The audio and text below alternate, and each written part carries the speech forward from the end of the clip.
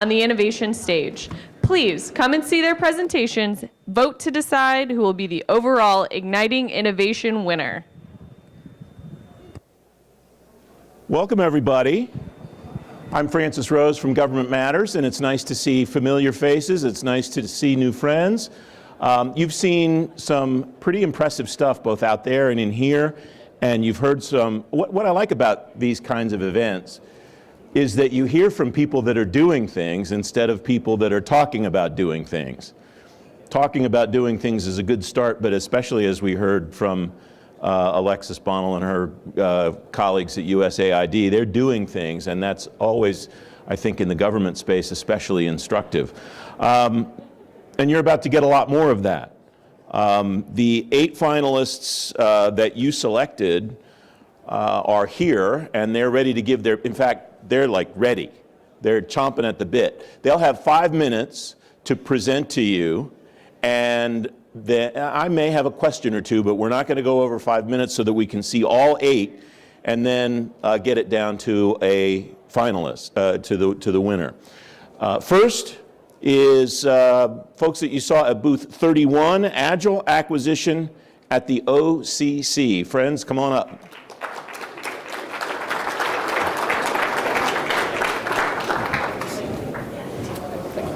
Thank you.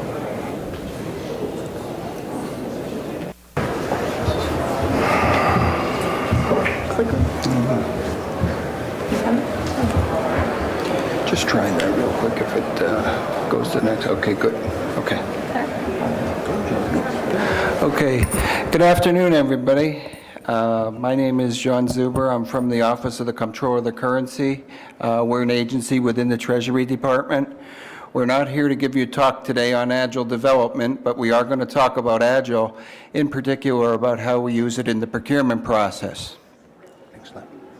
Okay, so just as a quick overview here, I work in information technology and a mix between IT and acquisitions. We have a monster BPA that has 10 different vendors on it. It has about 160 vendor personnel. And we have done some interesting things with Agile. Excellent. So we were faced with a problem statement about conventional procurements taking too long. It takes 4 or 5 months to do things, doing a bunch of mods, handling a lot of paperwork, etc.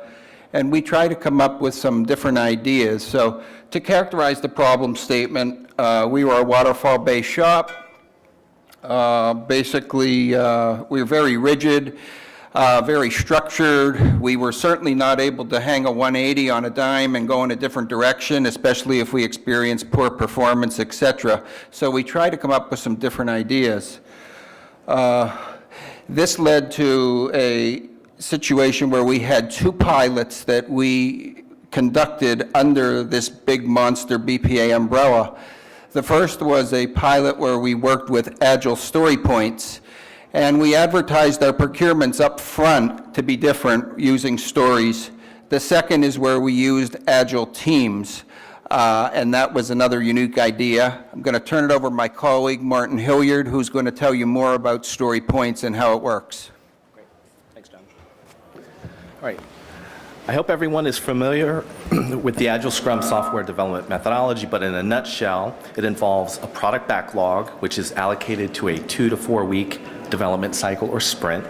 Each work item in the sprint has story points associated with it, and at the end of the sprint, working software is delivered. So our innovative idea views each sprint like a 2 to 4 week firm fixed price contract. So this is how it works. Step 1. At the start of the contract, we agree on a firm fixed unit price for a story point. For example, 1 story point might equal $500. Step 2, at the start of the sprint, we identify the user stories to be included. We define the acceptance criteria and assign a point value to the stories.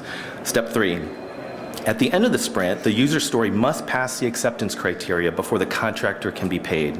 The payment is based off the story point value assigned to the work, not the actual effort that was expended, and we simply repeat the first 2 steps, or for step 2 and 3.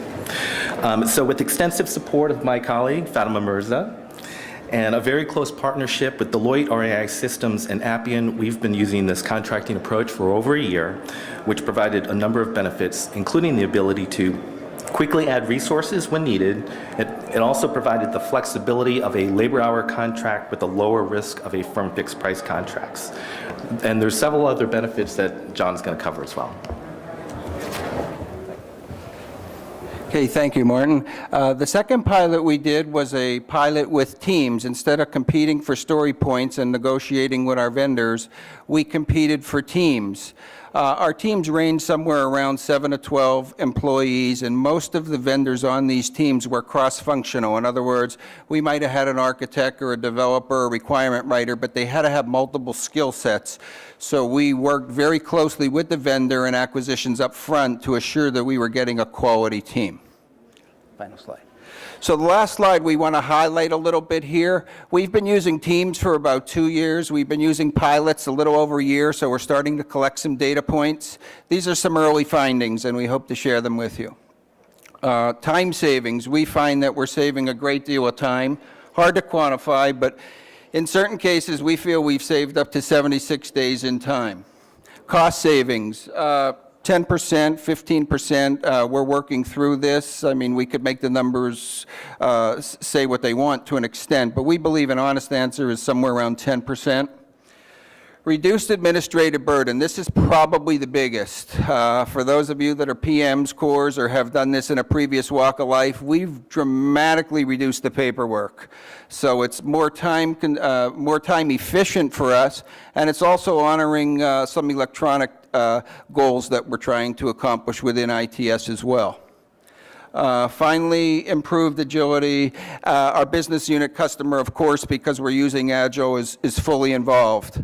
I do want to say one thing, that in order for this all to work, you've got to have senior commitment. Our boss is here, Jawahar Kalyani, and our CIO, Stephen Warren, and also our acquisitions office. They have been critical in allowing us to try some out-of-the-box pilots. There's not a lot of agencies doing on the contract side what we're doing, and without their support, there's no way we could be here talking to you today. That's it. All right, I have one question if I can ask. You said you're working in 2-week fixed price cycles. What's the vendor response to that been? Is that something that they find works for them, or is that something that has been hard for them to get adjusted to? What does that look like? Initially, it was difficult. It was difficult because it was a new concept. But I think right now they're more receptive. We're still working through some of the details to try to improve the process, but it's been helpful for them. Excellent. Thank you very much. Nice presentation. Congratulations, team.